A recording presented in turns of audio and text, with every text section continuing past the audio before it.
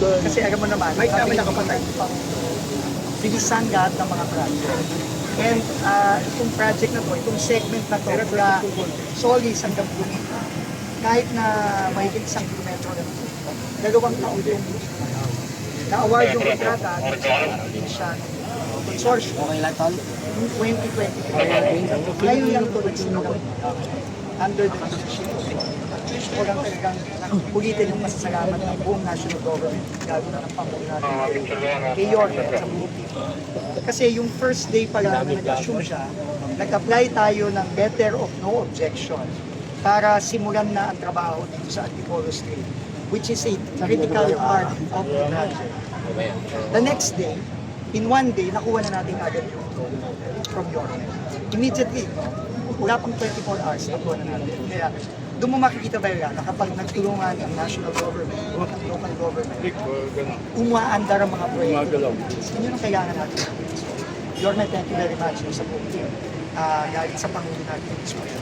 At ang kampante tayo ngayon, na finally, aandar na ito at bibilis na yung proyekto.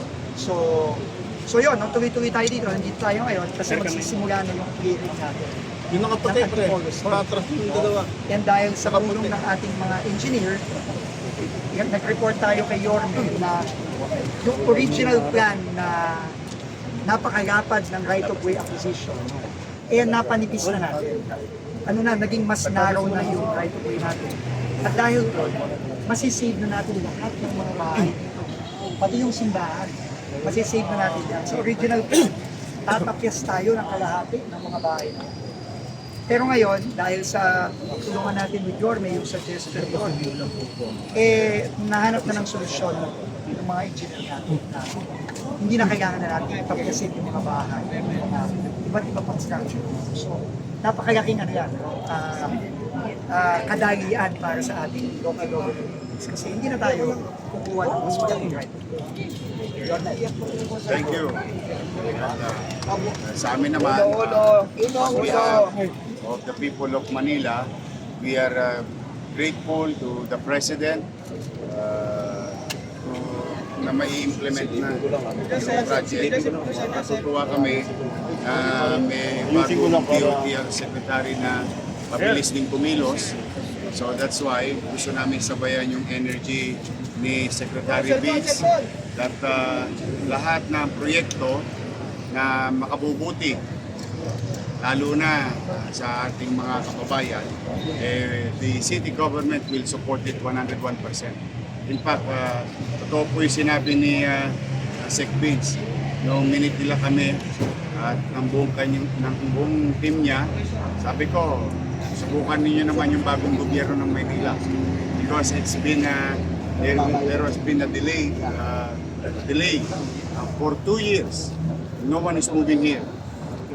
But we try to show our support by approving. Ito po para na po sa kaalaman ng lahat, mapabarangay, mapa-community, the city interposed no objection to the project. Second, natutuwa rin kami kay Secretary Vince,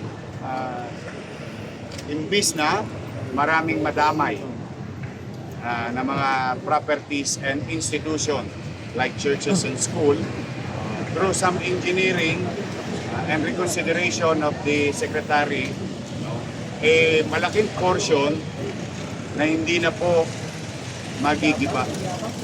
Lalo na ito mga kababayan dito sa Old Antipolo.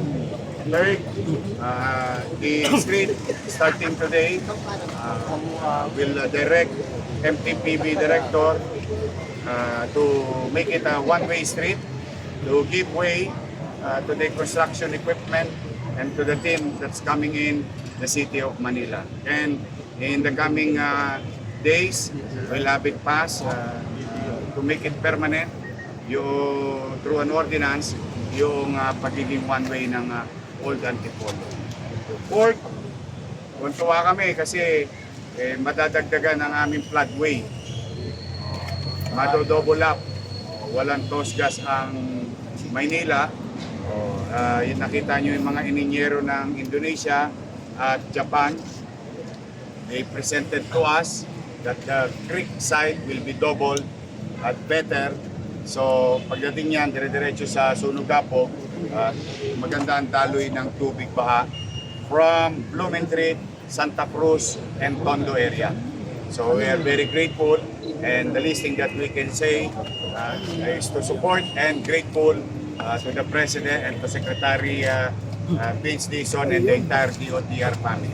Sir, the 2 years delay was due to what, and how is it going to affect the overall progress of the project? Well, as usual, no, yung delay, right of way. Pero more than the right of way, I think lesson na natutunan natin is kailangan talaga ng koordinasyon ng nasyonal sa lokal.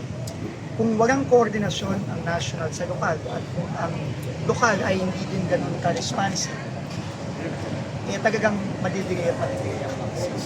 Pero kung merong mabilis na lokal at yung coordination between national and local ay maayos at transparent at nag-uusap lagi, nakita nyo naman, napakabilis ng galaw dito sa Maynila dahil sa leadership ni Yorme. At dahil din, pinagpilit talaga ni Pangulo na tayo dapat bumababa tayo sa lokal at nakikipag-usap tayo sa ating mga mayor, sa ating mga kapitan, sa mga communities natin. Kasi at the end of the day naman, sama-sama talaga tayo dito, hindi to dapat nagkakanya-kanya. So, yun ang naging critical. So ngayon, dahil dyan, bibilis na. Kausap natin kanina ni Yorme yung mga contractor. Tuwan-tuwa sila kasi tuloy-tuloy na sila ngayon. Sir, right-of-way budget, that has been the problem of the past. If you could give us a general figure of how much budget that for ROW and if that has been affected by the 100 billion budget cut in 2025. Definitely na-affect. No? Definitely na-affect ang right-of-way acquisition. Pero, ang naging blessing na lang natin, dahil nga sa mga delay na nangyari nakaraan, 23, 24, merong mga pondo na awa ng Diyos hindi pa na ibalik sa treasury. No, nandun pa rin yung pondo yun. At yun ang minadali natin gamitin. At in fact, kasama doon yung mga gagamitin natin mga budget dito sa Manila. No, so, pero, ang kagandahan naman, para sa 2026, talagang nag-commit ang Pangulo. Talagang paglalaban niya ang budget ng national government. Na hindi na siya papayag na mayroong maibawas, lalo na sa mga critical na project tulad nitong North-South. So, tingin ko, tuloy-tuloy na tayo dahil nga, sabi ng Pangulo, hindi na siya papayag na maulit pa yung nangyari nitong 2025. Sek, gaano ka-critical itong segment na ito? Critical to kasi ito ang papasok mula Valenzuela, papasok na ng Metro Manila, ng Maynila. No, and ang Valenzuela kasi okay na tuloy na yan. Pero ang bottleneck talaga natin mula Valenzuela, papasok ng Caloocan, papasok ng Maynila. Yun ang critical na portion. At tingin ko, kung magawa natin ito ng mabilis sa term ni Pangulong Bongbong Marcos, sa tulong ni Yorme, itong next 3 years, madali na natin din ma-solve yung problema sa Makati, sa Taguig, sa Parañaque, sa Muntinlupa, etc. Tuloy-tuloy na tayo hanggang Caloocan. Ibig sabihin, if you can finish this hanggang Blumentritt, okay na, may access point ka na. Kumbaga, if we can do it in Maynila, we can do it everywhere. Yun ang mangyayari dyan. That sounds like 2028. Hindi naman. Huwag na kayo mag-intrigue dyan. Huwag ang politika dito. You have to be reminded that Manila is Pinakamasikip eh. the host of the train. Gusto ko lang i-remind yung history, no? Pag dumulo ka dyan konti, tutuban na yan. It's very critical as connector to Metro Manila. No, kasi dyan malaking function yan, yung lupain na nandiyan dyan dati. At saka ito talaga, ito yung simula ng linya. Kahit nung araw pa, nung lumang panahon pa.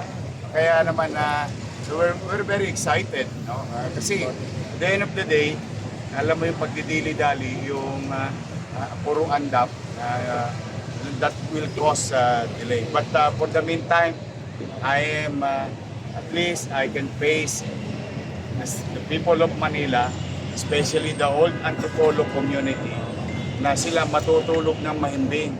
Na may dalawang gobyerno na nag-usap, national at local, na sila ay hindi na magagalaw. Mayor, Diba, yun that's ba yung good news. isang nakatagal? Dahil nga, we wanted na mas konti yung naman. Well, matagal kasi ang acquisition ng ROW. It takes time, no? There's so many process, even judicial process, and so on and so forth. But with the active participation and performance of Secretary Vince, it's not because nandito siya dahil napapanood naman natin talagang active siya. No? Na-redesign through engineering idea, no?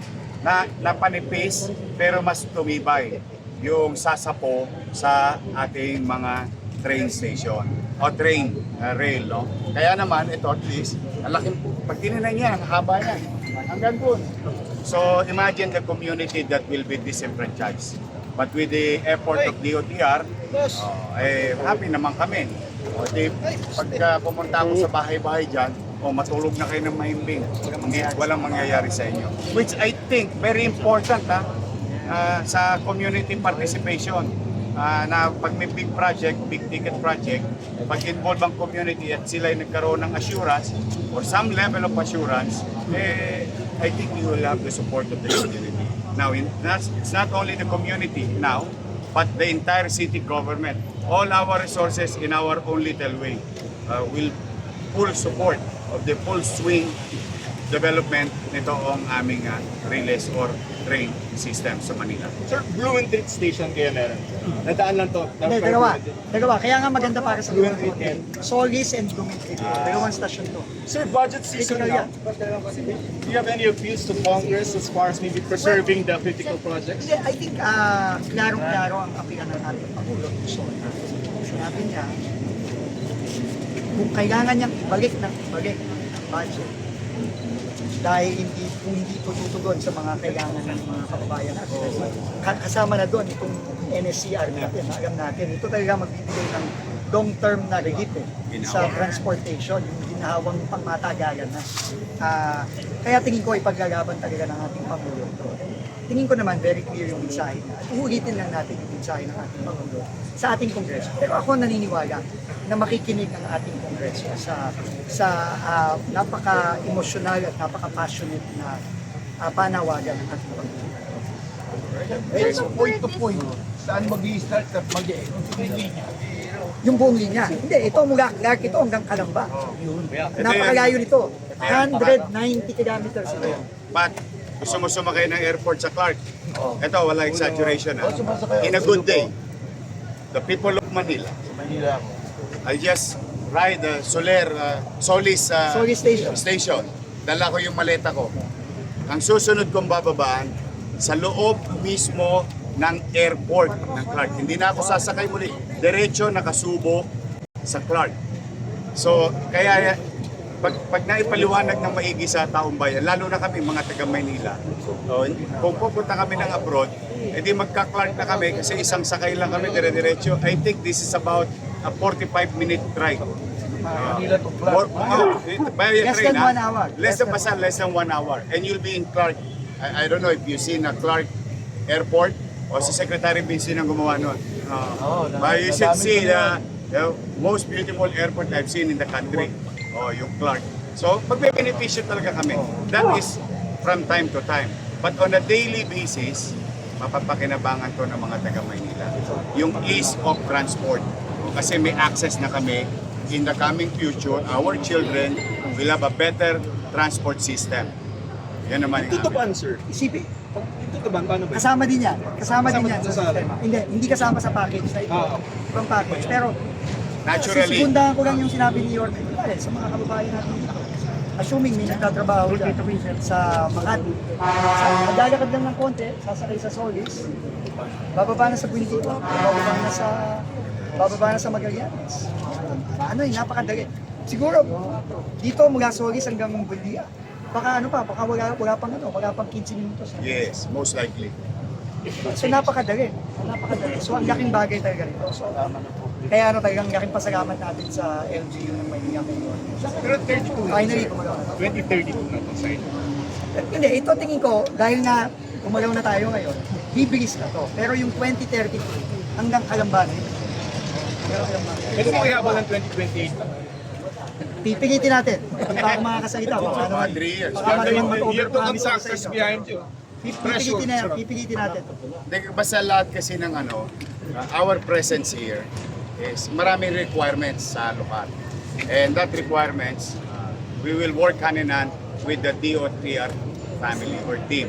And which, I have said before, tawag ko nga, pre-approved na kayo. That's, if I may put that in right perspective, no? Pre-approved na kayo. It's sort of saying the message of the city, whatever you're gonna do here, you will have the support of the city.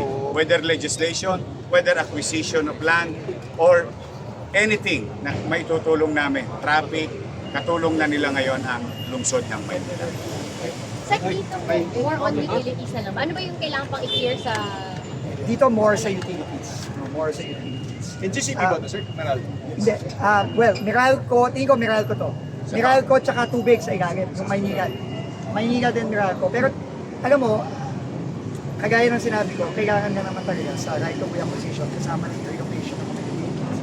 Kailangan nga talaga umupo na. And I'm sure we will have the full support ng City of Maynila. Dito sa pagkakausap sa Meralco, pagkakausap sa Maynilad. Kasi yun lang naman ang kailangan. Pero by the way, ang importante uulitin ko lang, yung flood control. Kasi ganito naman, no? After nung napakaganda, napakabigat na presentation ni Pangulo kahapon, talagang kailangan, hindi natin pwedeng pabayaan ang flood control. Kaya kanina napansin ko, tinignan natin kagad. Ang unang tinignan ni Yorme, tinuro din sa akin, no? Kasi magaking problema yan. So, not only are we going to double the capacity of the creek, magtatayo tayo ng dodoblihin natin yung box culvert sa ilalim at Ipolo Street. Pero ngayon i-announce ko na merong request si Yorme na inaprobahan na natin. Yung ilalim ng Riles, kasi ang i-release natin ng Riles. So yung ilalim ng Riles, gagawa tayo ng dagdag pang flood control doon. At sa itaas ng flood control, gagawa tayo ng bike at pedestrian para naman yung mga kasamahan natin, mga kababayan natin, mga taga Maynila dito sa Antipolo, may maganda naman silang lalakaran at na safe sa ilalim ng magkakaroon niya ng bike lane, siguro may mga mini park pa yan, napopondohan ng DOTR at ibibigay natin sa baba mo. Level sa Kaya mga bikers, level sa road. meron kayo. 2032 yung buo na yun. Pero tingin ko mauuna itong sa Maynila. Bilis ni Yorme. So mauuna. At alamin ko muna. Ayoko muna magbigay ng date kasi nga nag-uumpisa pa lang tayo. Pero mag-a-announce tayo ng date yan. Pero kampante ako, baka nga kaya ng 2028 itong sa Solis hanggang Blooming Creek matapos na. Mayor, paano yung traffic kung mag-one way? Ay ano naman to? Feeder road lang to. Hindi naman siya katulad itong Abad Santos. So we're gonna do the one way. Better for the equipment, for the construction group to come in with ease. So at the same manner, re-educating our mga biyahero, one way lang siya. But not to worry too much about this road being one way. Kasi it's a feeder road. Paano po ang direksyonan kung one? Yan ang aralin namin mamaya ang galang mo. Very good. Kasi usapan namin sa likod. Tingnan natin yung flow. Kasi yung perpendicular road to this road, titingnan namin yung linyata. Then another one, so one block so that we can appropriate whether it is eastbound or westbound. Mayor, kung nadamay itong mga to, ilang households yung... Dami. Simula ron. So, ano to? More than 50 houses and institution. Simbahan pa kami rito eh. So, Malaking bagay yun. saka yung disenfranchisement. Yun ang pinakamatindi. Yun ang matindi.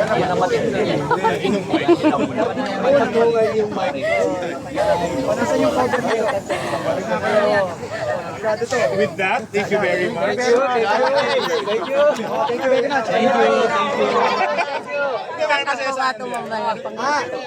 Hindi, sige. Alam mo, hindi. Gumawa ka na. Sige na.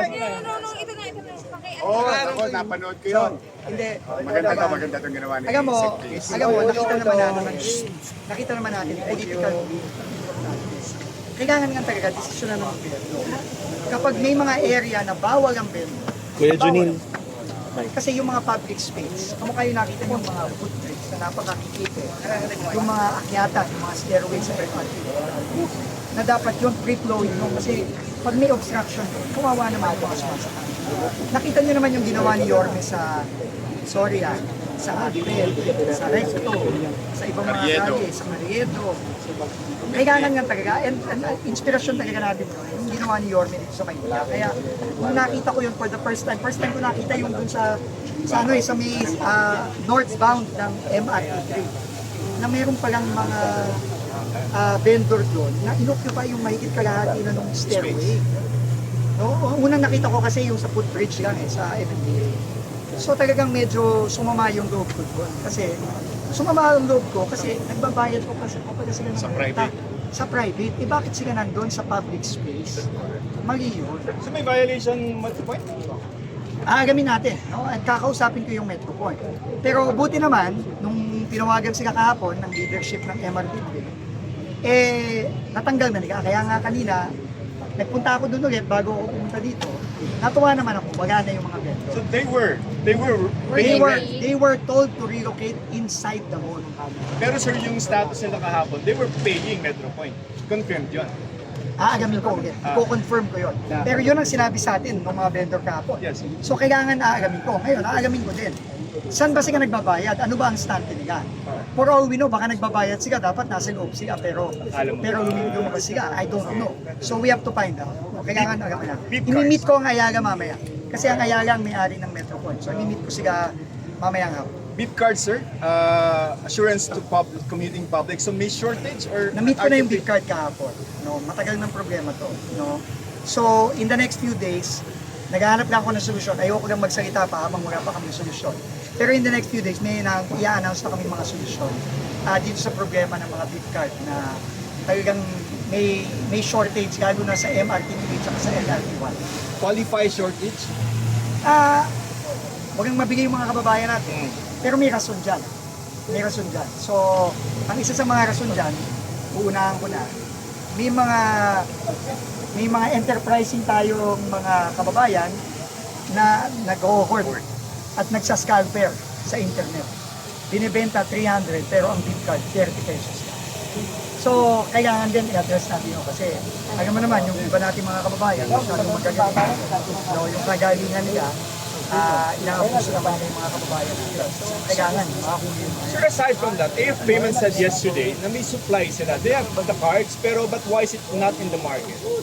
Aagamin natin in the next few days. And ayoko lang magsalita hanggat wala pa tayong solusyon. Kasi importante may solusyon na tayo. Thank you. Thank you very much.